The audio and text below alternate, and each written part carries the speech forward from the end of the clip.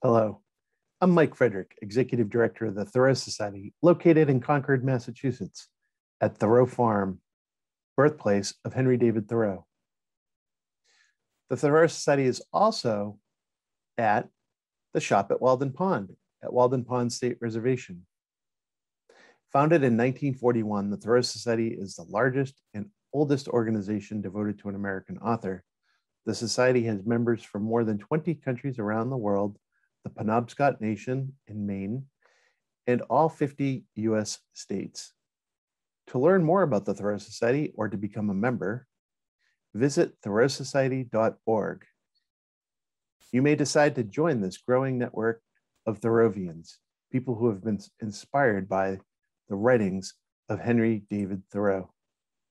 The program you're about to watch initially aired on July 11th, 2021. We had to put off for a year due to the pandemic the honoring Thoreau Prize winner George Schaller, who won the Thoreau Prize in 2020. The Thoreau Prize is a literary award granted annually to an accomplished writer in English with a comparable intensity, wishes to speak for nature, and embodies the spirit of Thoreau as a gifted writer, insightful naturalist, and ethical thinker. Although it has traditionally been granted as a Lifetime Achievement Award, the prize may also be given to mid-career nature writers who have demonstrated exceptional promise in any genre, poetry, fiction, or nonfiction. During the program, we were joined by Dr. Richard Wrangham, Ruth B. Moore Professor of Biological Anthropology at Harvard University. Wrangham interviewed Dr. Schaller throughout the program. We're also joined by Dr. Jane Goodall of the Jane Goodall Institute.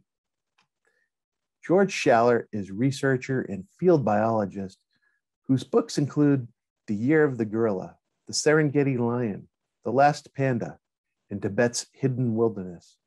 His awards include the National Book Award, the Tyler Prize for Environmental Achievement, Japan's International Cosmos Prize, and China Environmental Prize, and Adventure Magazine's Lifetime Achievement Award. On behalf of the Thoreau Society President, Rochelle Johnson, and our Board of Directors, and the Thoreau Prize Committee, I welcome you to watch the program. Hope you enjoy it. George, I am so very delighted that you are being honored with this prestigious Thoreau Prize.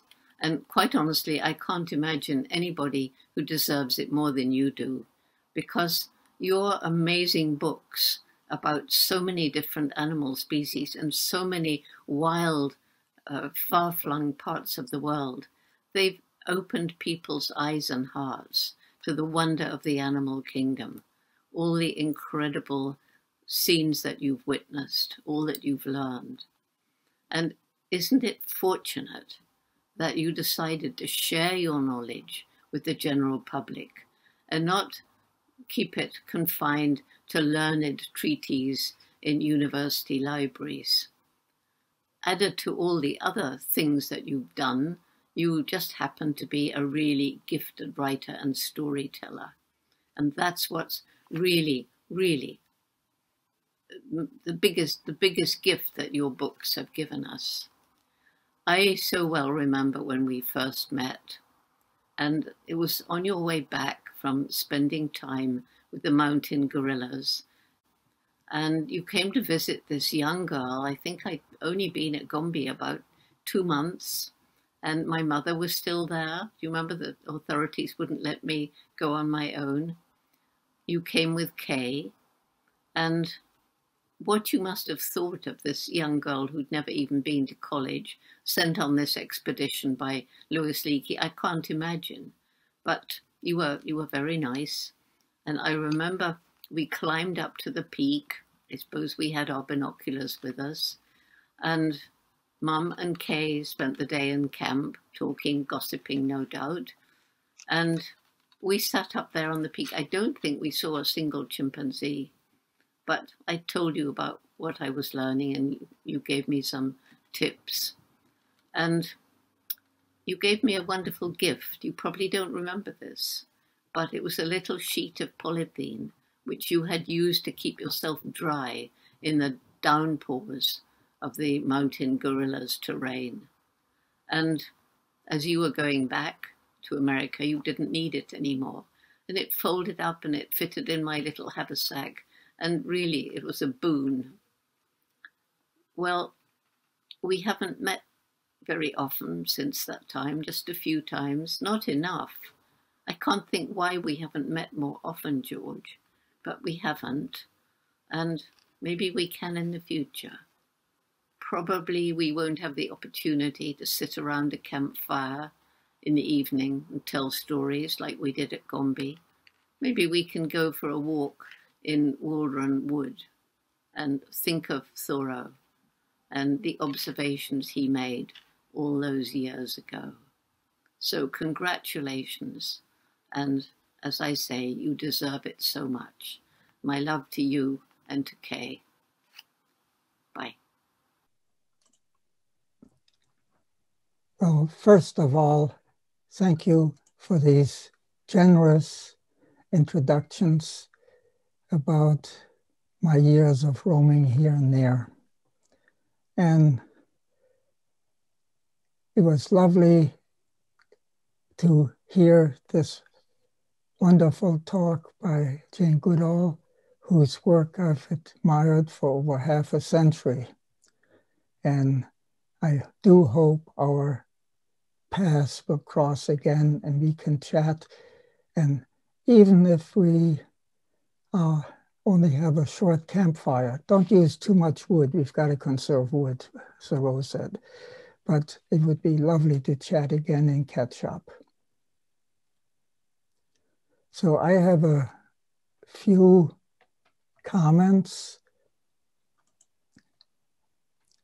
but I think I want to first my congratulations to the Thoreau Society on the 60th anniversary. No, I think I need to see the script. My mistake.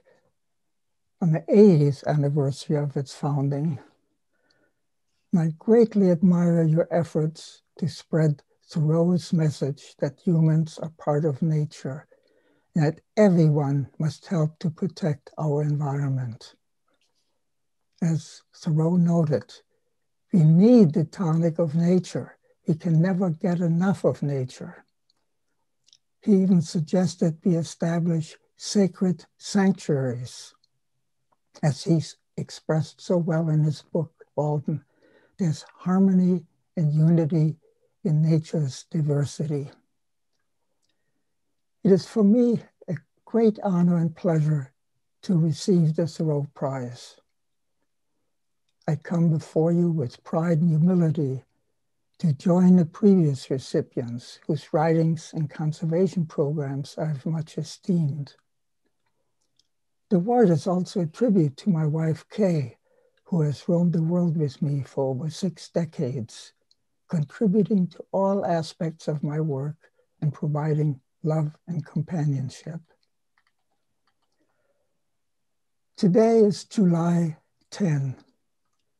1 week earlier, on July 4th, in 1845, Thoreau moved to his cabin at Walden Pond, where he then lived for 2 years, 2 months, and 2 days, seeking the infinite leisure and repose of nature, as he phrased it. And there he also became an ecological visionary, a guiding light in shaping environmental attitudes of future generations. Nearly a century later, in 1946, another prophetic word was published by Aldo Leopold, entitled A Sand County Almanac, a book that everyone should also read. As Leopold stated, when we see land as a community to which we belong, we may begin to use it with love and respect. If Thoreau lived today, he would probably not be at Walden Pond just to reflect upon nature, but also escape the current virus epidemic. And his writings would include today's issues.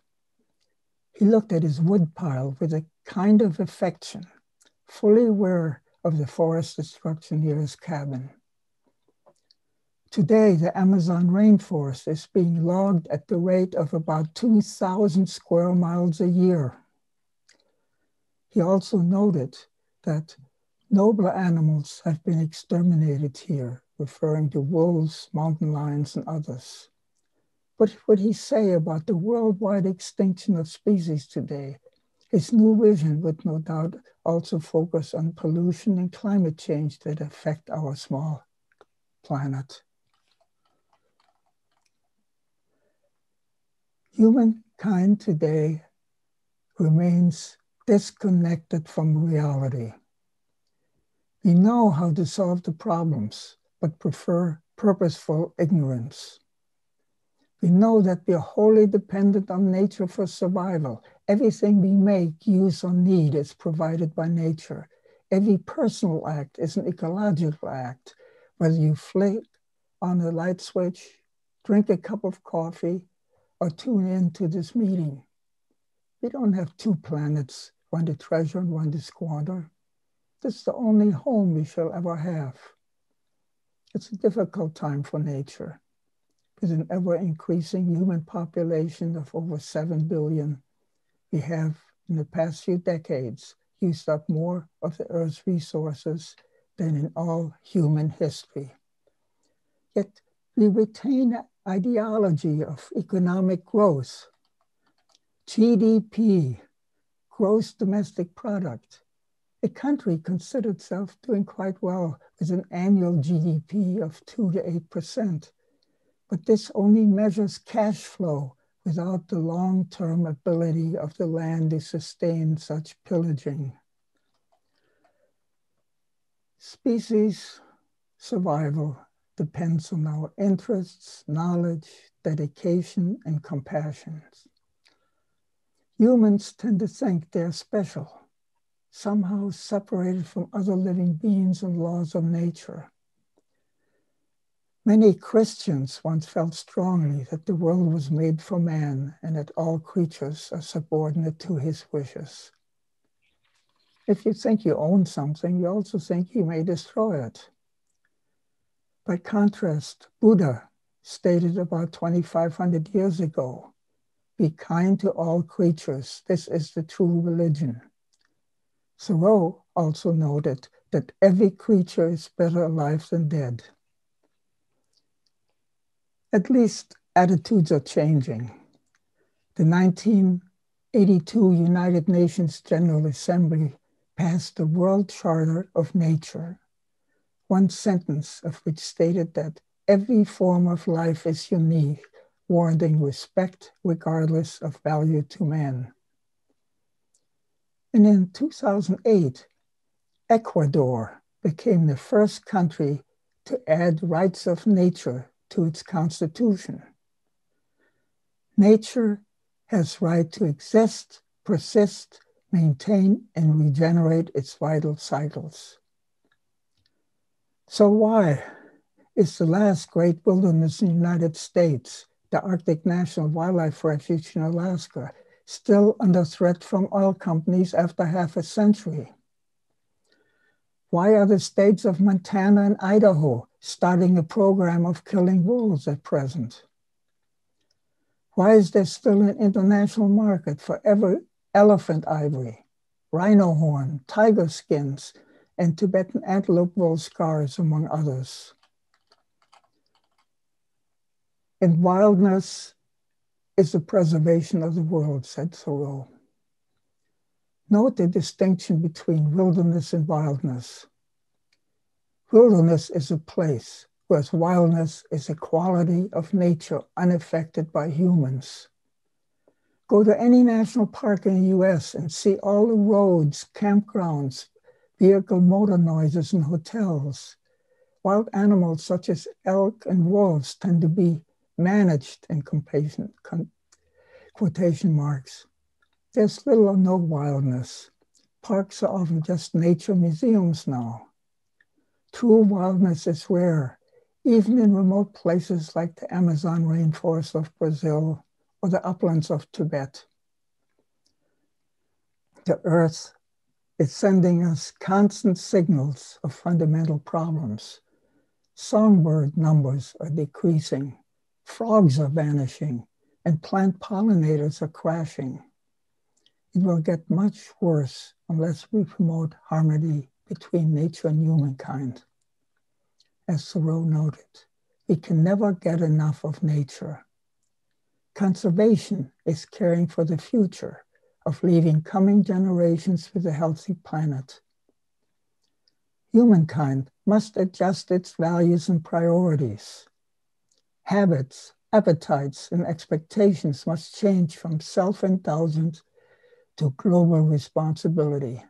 This is a task for everyone, every individual, every nation.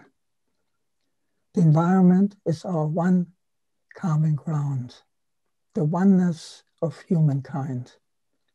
Mahatma Gandhi said, "There's enough in the world for everyone's need, but not enough for everyone's greed."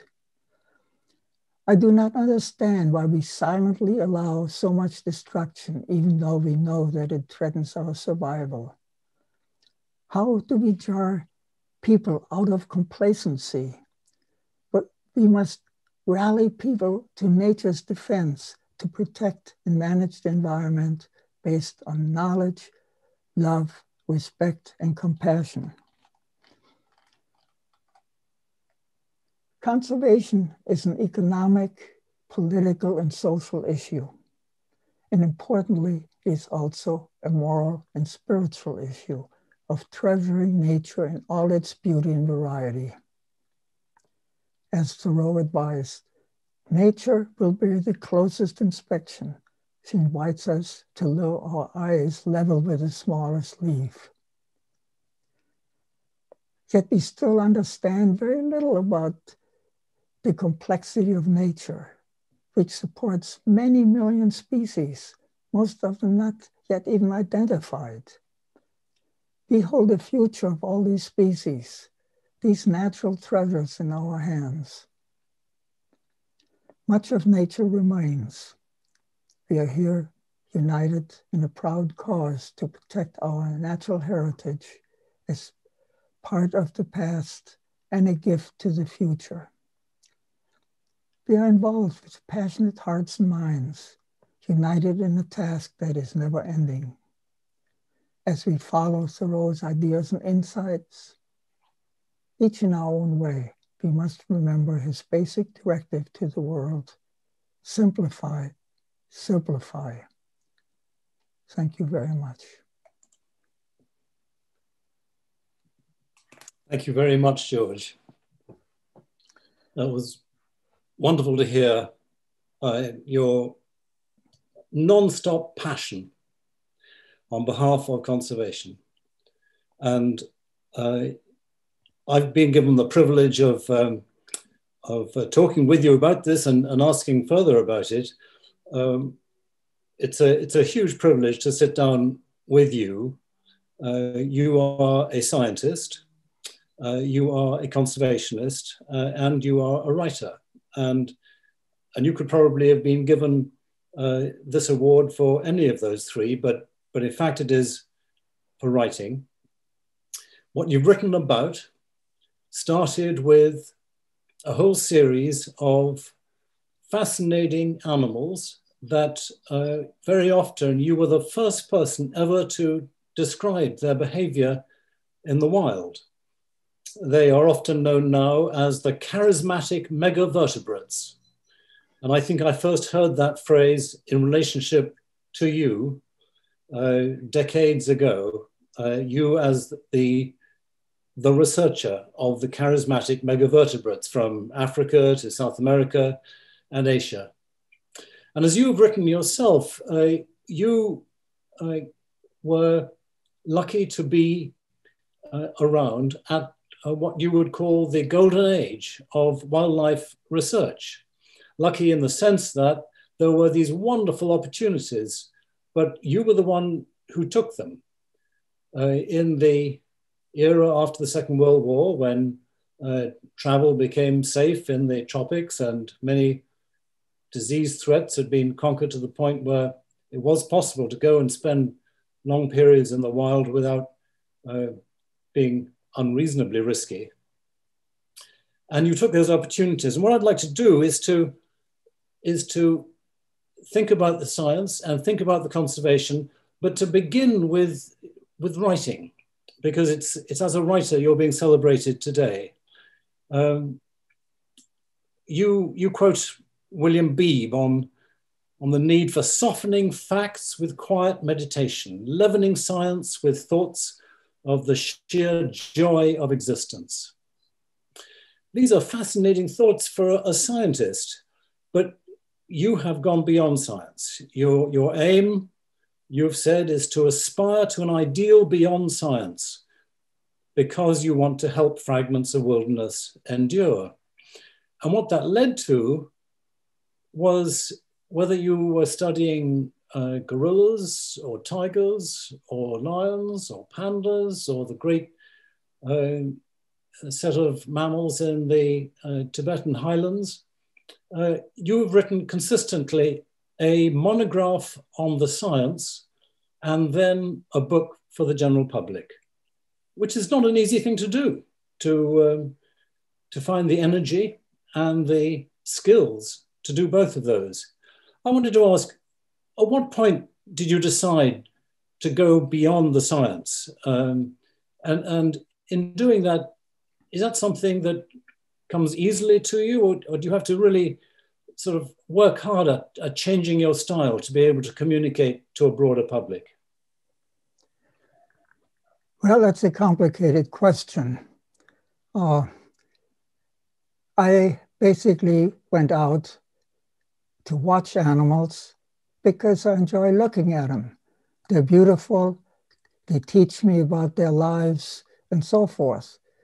But at the same time, I also have my university's degrees and I've got to work for a PhD and so forth. So I've got to add the science to get the kind of detail, to get better insights into those animals. And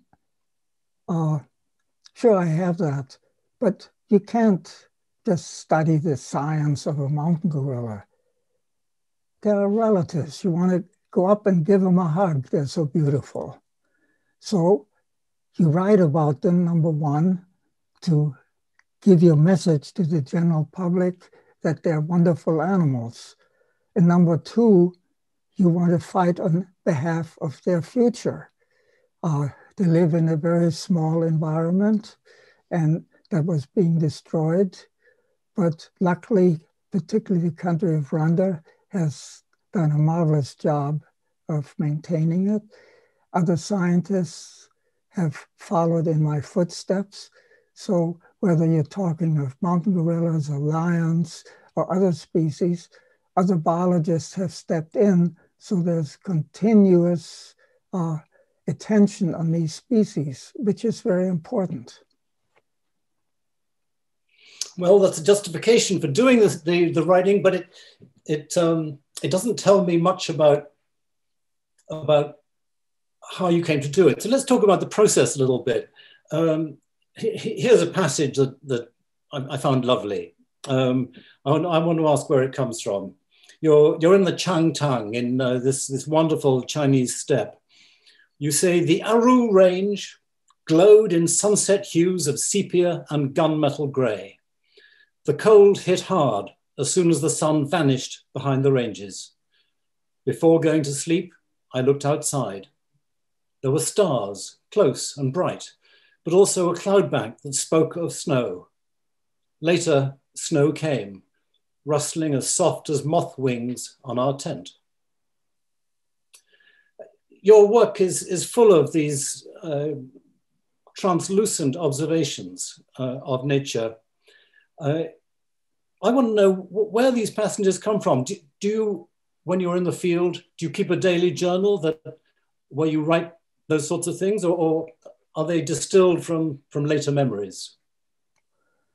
Oh no, I carry a little notebook in my pocket any immediate observations, brief.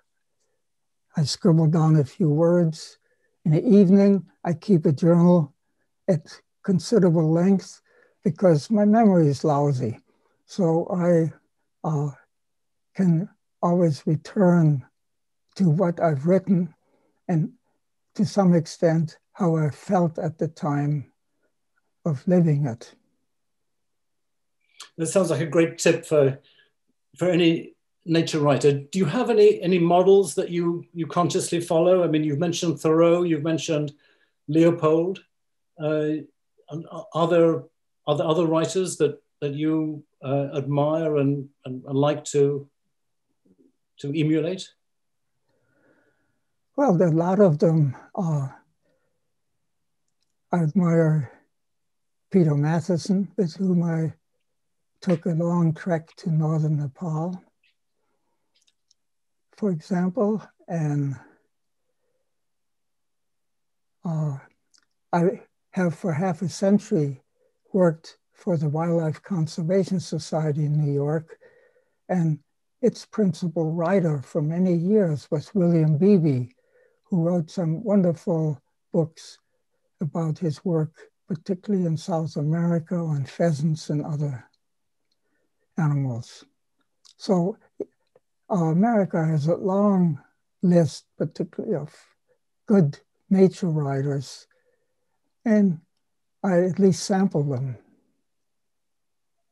It's impressive that your life began in Germany.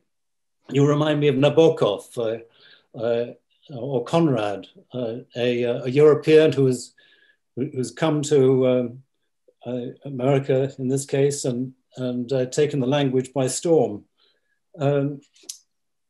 Let's look at where you began and how this all began for you. You're sometimes known as the Indiana Jones of field biology. You're famously tough.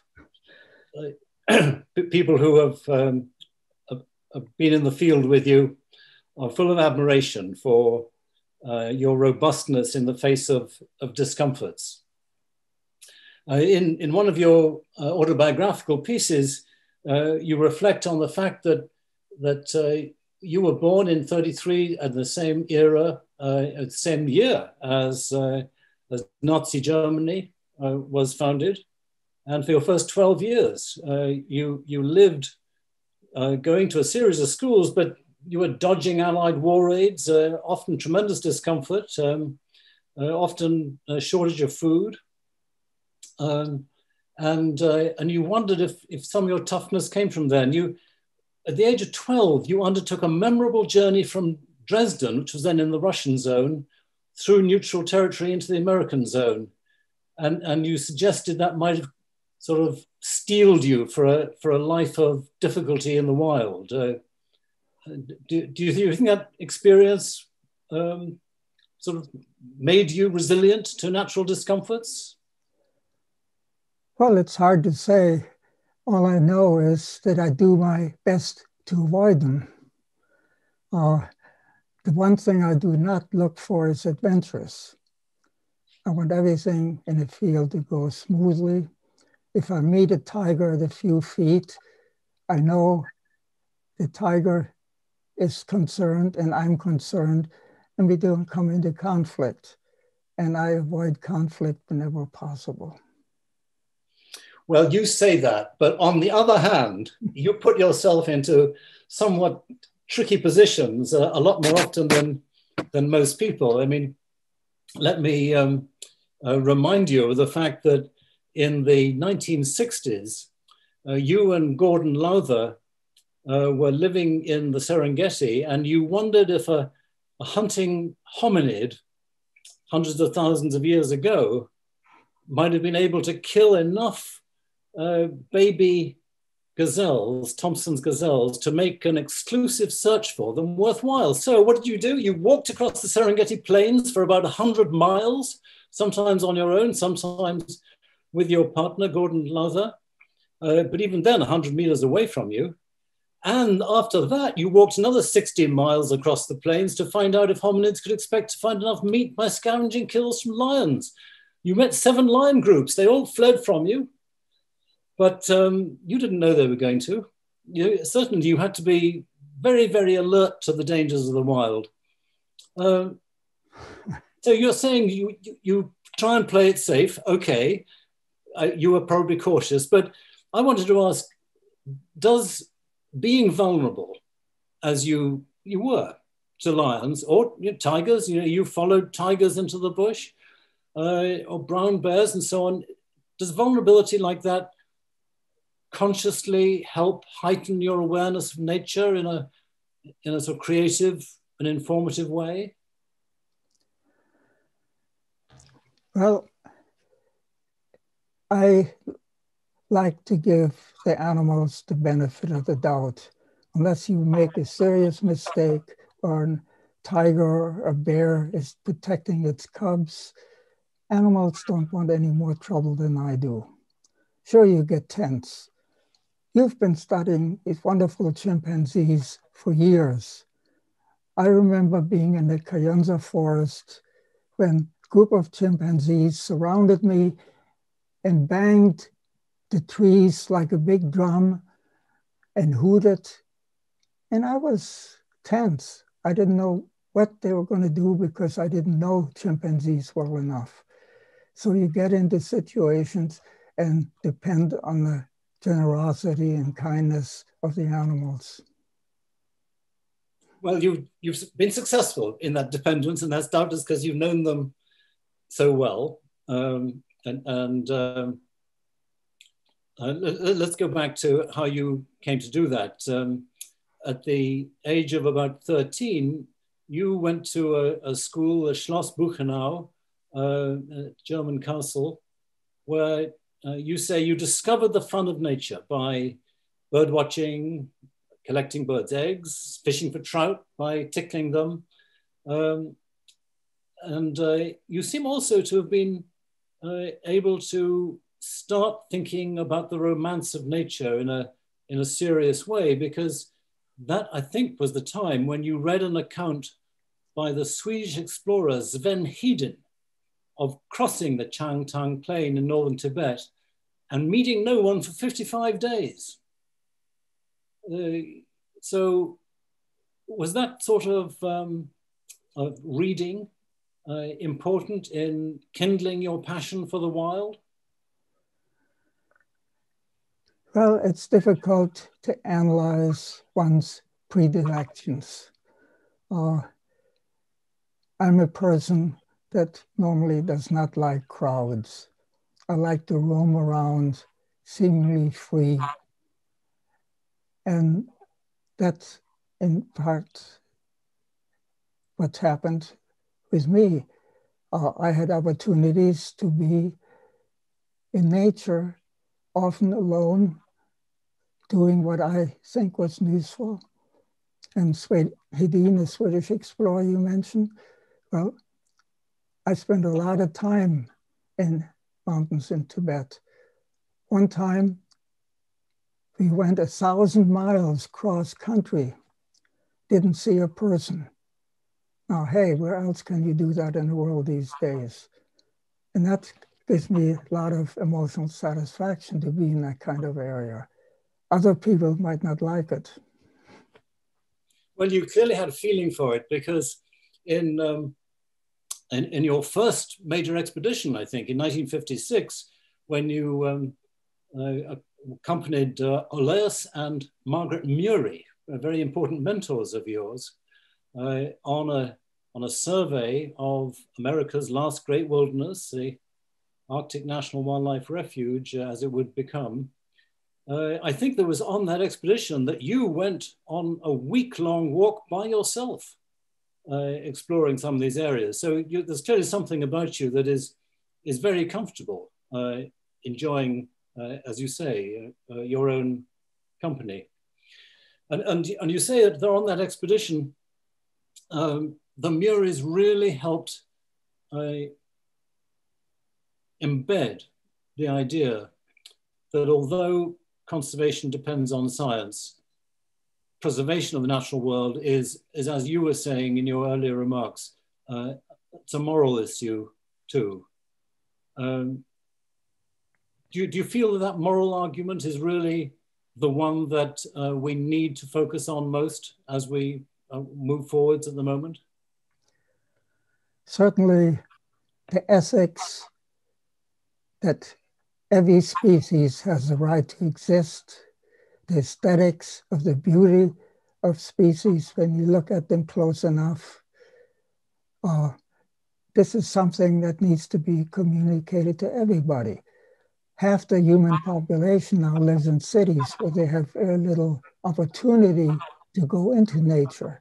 So when you have an organization like the Thoreau Society that takes students out into nature, that's extremely important because that exposes them.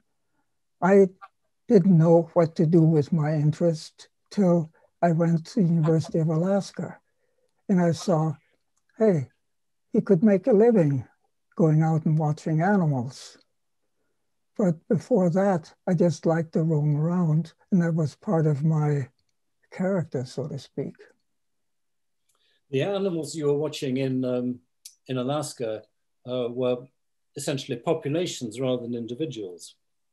But shortly after you came back from there, your PhD advisor at University of Wisconsin, John Emlyn, surprised you, I believe, by asking all of a sudden one day, would you like to study gorillas? And you immediately said, sure. Isn't that right? And that you went off initially with John Emlyn, but he left after a few months, and then you spent 17 months in the Congo, and those obviously were very formative years.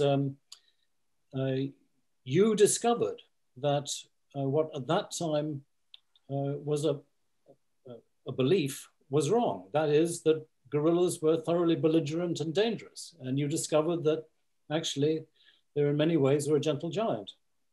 And you went against some practices in science by naming individuals in 10 groups. I can't believe it. You named 169 individuals. I mean, you really got to know them well. Well, there's individual looking as this group of people here at the Thoreau Society. Not everybody finds it as easy as you to distinguish among gorillas, but then they didn't go as close as you because you even slept with gorillas. You made a nest and lay down with a gorilla group, isn't that right? Well, sure, why not? Once they realized, look, most animals are wild because we've made them so. The gorillas, certain groups, learned that, hey, I'm just hanging around the periphery, I'm no problem. So when they go to bed at night, I go sleep near them to see what goes on at night, be there when they get up in the morning and move off. I move with them. They're absolutely wonderful animals. Yeah, they sure are. I'm lucky too to have had close encounters with gorillas. And I echo what you say here. You said, no one who looks into a gorilla's eyes, intelligent, gentle, vulnerable, can remain unchanged. For the gap between ape and human vanishes. We know that the gorilla still lives within us. I get the sense that that experience of getting to know gorillas as individuals helped change the way you came to think about species. Oh, you're absolutely right in that for most of the animals that I worked with, like all the tigers I was studying, I could recognize individually. I could recognize over 100 lions individually when I was working in the Serengeti. And that changes your emotional response to them because you see them not as just a species, you see them as individuals. It's like people having 10 dogs at home. Of course, they see them as individuals. It's the same with wildlife. But one thing was very lucky in all these years, my wife was with me starting with a gorillas. And so I had somebody there to share ideas with, to share my life with. And that has helped hugely for all the work I've done over the decades. Yeah, it's very clear in your writing how important that relationship was, and that's really wonderful. So gorillas made you think of species as collections of individuals, and do you think that the way that movies, I mean the animal movies, like obviously the Attenborough movies, they seem to me to have had a really important effect, specifically because of this point, that it teaches people that species are collections of individuals and that you can really empathize with them on that basis. I think emotionally it's very important that people identify with things. That's why a lot of the wildlife films these days, people become familiar with something, then they relate to it. If they can't relate to it emotionally, they don't care what happens to it. So if we're gonna save more biodiversity, we sure have to work hard to get people right from childhood involved in thinking about nature. The story I like about that particularly is what happened with the ban on selling ivory in, I think it was about something like 1978, that sort of thing, where there was a meeting in Arusha in Tanzania to discuss whether or not there should be this ivory ban. And for 2 or 3 days, there was lots of data produced about populations and death rates and what would happen if you commercialize and so on. And it wasn't moving anybody. And then Joyce Poole was invited in, and she spoke about the emotional lives of the elephants. And all of a sudden the mood changed, and suddenly the ivory ban was enacted. It seems to me that what you and Jane and people like Joyce Poole and Cynthia Moss do with elephants is just a huge contribution by making people get emotionally involved with the animals they're reading about. Well, in conservation, the most difficult part is to convince local communities to protect something. They need some response, some reward from doing it. But you can't just say, well, we pay you for 3 years to do this. You've got to not only help them economically, but something that lasts for years. And that's the most difficult part. And this is where, for example, Jane Goodall, working for years and years in one place, or you working on Richard on chimps for years and years in one place can have a real impact. Whereas I pop in somewhere, do something for 3 years and disappear. I may go back like I do every few years to India to check on the tigers, but that doesn't convince local communities. Well, yeah, but you've had enormous success going back. Let's come to that in a minute. But I want to pick up on your comment about Jane Goodall, because it was really fun to see Jane offering her congratulations to you just now. And she didn't mention in that comment another memory that she has of you when you stopped and spent a day or two in Gombe with her after you'd been with the gorillas. And this is just a very remarkable achievement on your part, I think, because there she was, this still very unexperienced young woman with only limited experience or limited contact with the chimpanzees at the point that you arrived in October 1960. And then after you left, Jane wrote a letter which was published in a book edited by Dale Peterson of Jane's letters. And it said, George Schaller said he thought that if I could see chimps eating meat or using a tool, a whole year's work would be justified. And then within the next 3 weeks, on October the 30th, she saw chimpanzees eating meat for the first time. And 6 days later after that, she saw tool using for the first time. So you came there and you anticipated what she was going to discover in terms of her greatest excitements within a month of your visit.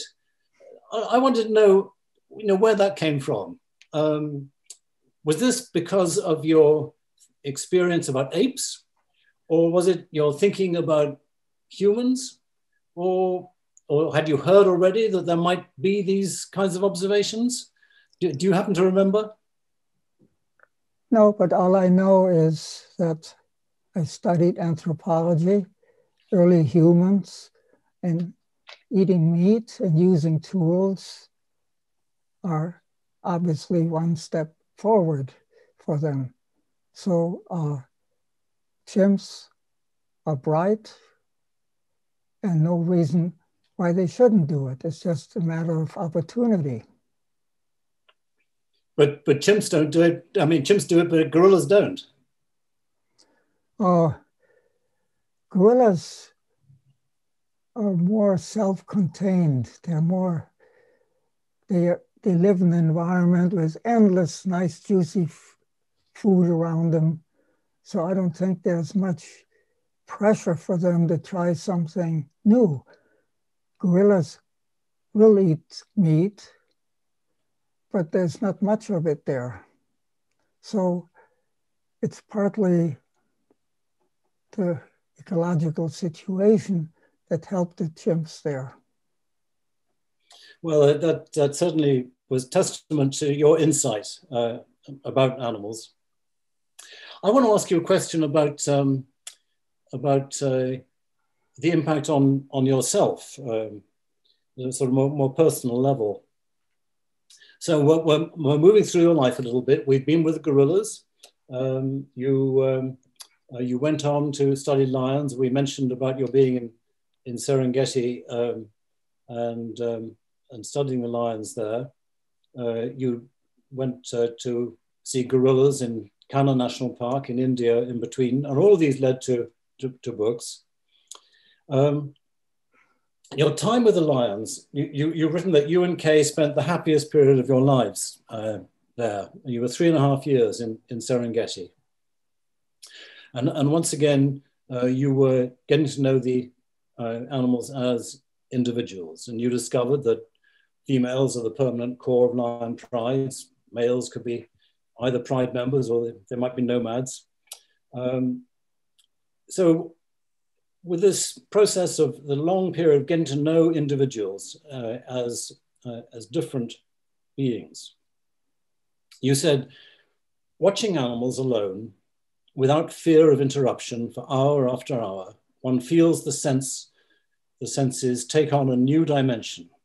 They become more acute in discerning small nuances of behavior. These animals become individuals, and with that awareness, a study moves to its most satisfying and sensitive pitch. For having become acquaintances, the animals evolve into discrete memories on which I can draw long after I've moved on to other tasks. Solitude provokes reflection, and a study becomes a quest for meaning, not just of the animals, but also of myself. So it's clear that you got lots of meaning about the animals. Can you talk at all about the meaning that you found about yourself? You got a lot of good questions. Well,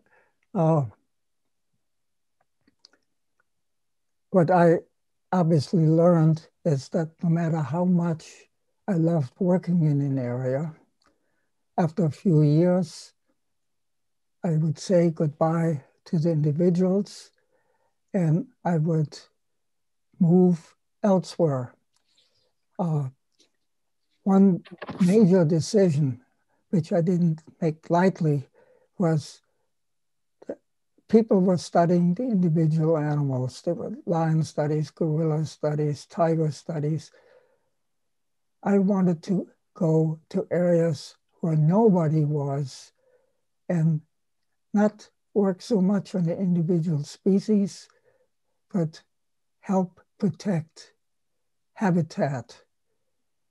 So I went, for example, to Nepal and made survey for snow leopards. Then I recommend to government, this is an excellent area. This is, wildlife is there. This should be a national park. I go to Brazil and work in the Amazon rainforest. I make a survey for jaguars and other wildlife in an area, and I say, hey, this area should be a park. And I found governments very receptive to this. They ultimately set up reserves and national parks on the basis of this. So I feel in that way, I help the species, all the species that live there, and I help the country in the future to keep some of its environment. And that's more or less what I've been concentrating on, because, and also training, I always work with local people now when I work in the country. So they get trained and get paid and continue the work. So every country that I've worked in has now a good core of field biologists that continue the work. And that is tremendously satisfying. Well, yes, and a topic of immense admiration for what you have achieved, because I mean, it's impressive enough that in pretty much every case of the places that you have spent a year or more, which are like a dozen places, that you have left behind increased sizes or totally new preservation areas. But the fact that you've also left behind cadres of biologists and conservationists who are determined to keep the work going, I mean, that is just immense. And it's true wherever you've gone. It's true in Asia. And although you are known in many ways as an African biologist because of your early years spent there, you've actually spent much more time, I think, in Asia now than Africa, isn't that right? Oh yeah, I've spent 40 years in China. Yeah, so, but I think for you, some of the Asian work began in the 1970s with your expedition in the Hindu Kush of northern Pakistan. And at any rate, this was when you went on your famous expedition with Peter Matheson, who you mentioned earlier, and whose 1978 book, The Snow Leopard, documented your trek. Was that rather daunting to be a writer with another writer? What was it like to have two writers describing the same small expedition? Well, the difference is he was a very good writer, but we didn't read each other's work till long after we got back. No, I have a tremendous admiration for his writing, and I wrote only a brief description of our trip, although many years later, in 2016, I went over the same trip, but this time with Peter Matheson's son, Alex. And that was most interesting to see his response, but also to see the changes in an area over this many years, from 73 to 16. And what did those changes consist of? Oh, huge changes. Thanks to Peter Matheson's book, tourists started going to the area. Conservation organizations moved in and brought electricity to villages, for example.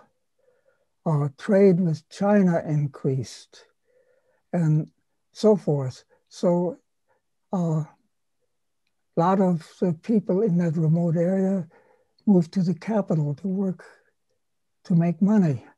So there's big economic changes, big social changes. So it was interesting to see. I hope to go back in a few years because there'll be a big festival in 3 years when all the local communities get together. They're Tibetan Buddhists. So this was a case where the changes were mostly in terms of economic development and social development and urbanization, or villagization maybe. But were there positive changes too with regard to the conservation of the snow leopards and the Himalayan sheep and goats? Well, it was a problem because a lot of outsiders, villagers were moving in to hunt and so forth. And Nepal has not been very strict on controlling things. So there have been serious clashes between outsiders and local people trying to protect their environment.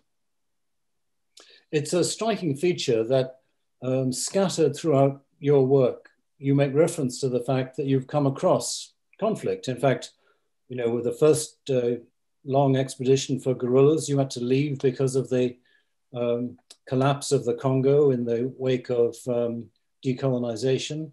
And when you visited the gorillas again, 40 years later, something like that, you had to leave again from Rwanda, I think it was then, because the Rwanda Patriotic Front was challenging the government. Conflict is never very far away from these remote places. Is that something that you feel needs to be sort of somehow grappled with more? I mean, you don't write about it very much, but one's aware of it. Is it a worry to you? It's a great worry because look at today. I don't really dare go back to Afghanistan at present, even though they have some very good officials that were concerned about the environment and very receptive with my ideas and so forth. But I don't want to take unnecessary chances. The same is true for parts of Pakistan. And more of these countries, it's difficult to roam around freely. As it is, last time I was in Myanmar, they gave me 16 soldiers to follow me on my survey because things were unsettled. Well, it's not my idea of wandering around with a team of soldiers to count wildlife. And they're generous to do it, but I'll have to wait and see what happens. And now travel is difficult because of the pandemic. And talking about all these nice areas that you bring up, I feel like Thoreau taking a walk in the woods. Well, you've taken a lot of walk in the metaphorical woods.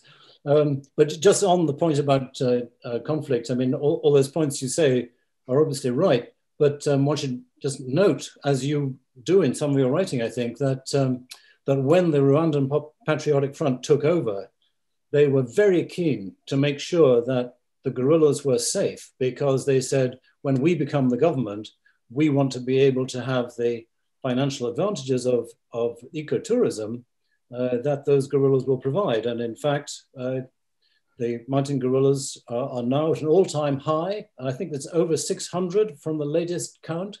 And just like most of the animals that you have worked with, the populations where you have worked are doing better.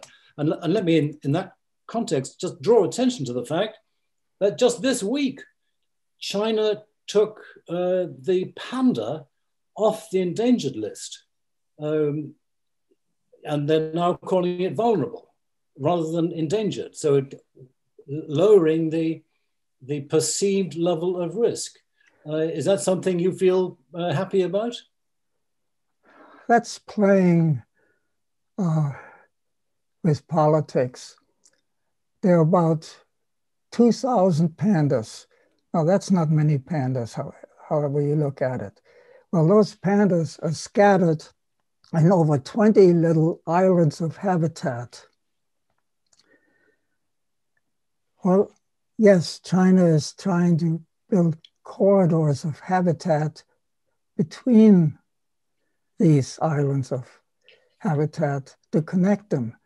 Because if animals sit in a little isolated place, you get inbreeding and all sorts of problems. And it doesn't take much if local people come in and cut down the forest and the pandas, they are gone. So just taking figure of 2,000 without looking at the geographical dispersion of pandas, to me, doesn't make any sense. Well, I'm sorry to hear that, but clearly they are doing better in some ways than they have earlier. And I believe one of the reasons for that is this rather charming way that you approached a problem during your time in China. Apparently, you would hand out cards to wildlife hunters. And the cards read, "All beings tremble at punishment. To all, life is dear. Comparing others to oneself, one should neither kill nor cause to kill." I wondered where those words come from, and do you think they made a difference? Oh, offhand, I don't remember where those words came from. I copied them from something, and it certainly made a difference with some people, or at least made them briefly guilty feeling. You know, it's not surprising you don't remember where they come from, because your writing is full of literary references, and you quote Whitman and Neruda and poets all over the place. Do you carry poetry with you when you travel? I'm sorry, did I take what with me? Poetry. Do you take books of poetry with you? Oh no, I don't take anything. There's no room in your backpack? No, I may take a pocketbook or two if I have to sit somewhere and wait, which is very common when you travel. Well, I think it's rather wonderful, the sort of mix of romance and hardcore science that imbues your life. I see a call for question time coming up, so I just got one thing I'd like to wrap up on. You love the Changtang, and it inspires you in all sorts of ways. This huge highland steppe in China, in Tibet, excuse me. In one of your passages, as you focused in on the chiru, this Tibetan animal that looks like an antelope but really is more closely related to goats and sheep, you said you were reminded of the last words of a 12th century Tibetan hermit and Buddhist saint, Milarepa. And the words were, "Do, if you like, that which may seem sinful, but help living beings, because that is truly pious work." Would that be a good epitaph for you? I think that's an excellent one. That's precisely how I feel. It's wonderful to talk to you. Thank you, George. Well, thank you for doing all that homework about me. It's been terrific fun. You remind me of all these things. What a delightful conversation to listen to, and to hear you talk more, George, about your work. We do have some questions from some of our audience members, and I encourage other people to type them into the Q&A function of FeedLoop if they'd like to ask them. So George, I'm going to ask you a couple of things. One question is about human population, which you mentioned as a problem. And we're wondering your thoughts on this vexing problem. So many moral and complex questions surrounding what to do about it. Can you share with us your thoughts on how we might address the human population conundrum? Oh, that's certainly a complex question. I think you simply have to convince people to have fewer children and enable them to themselves prevent from having too many children. But if you look at what's happened right now in China, they had a 2-children policy, and now they say, well, we don't have enough workers, so they raise it to 3 children. So that's going to just create more serious problems for the country. So I honestly don't know how to convince people that you can't have harmony between humankind and nature by having more and more and more people. Thank you. It's very difficult, I know. What is your view of zoos? We have a questioner who's wondering what you think of zoos. They are educational for people, some people say. They help develop a conservationist ethic in their viewers, people who visit zoos. On the other hand, zoos imprison individuals. Zoos imprison individuals who deserve to roam freely. Can you share with us your thoughts on zoos? Well, there's several kinds of zoos. There are big zoos that truly take care of not just animals, but make sure they breed so they can be reintroduced into the wild, which has happened. And then there are just menageries where you throw a few animals into a pen and hope people will pay to see them. Well, that should be restricted. But on the other hand, also zoos are saving some species from extinction by breeding them so you can reintroduce them. And it's a very important educational method in that if there are good signs, good curators that tell student groups what's going on and why they should help nature and so forth, it can be a real educational thing for children in cities. So it depends on the zoo. It's a great answer. I appreciate the nuances there. You mentioned children. Can you talk about the importance of introducing them to wild places and how you might think we can do that better than we're currently doing it, especially here in the US? Well, I think it's very, very important to introduce them. Right now it's difficult to travel, so the summer camps have been closed down and so forth because of the pandemic.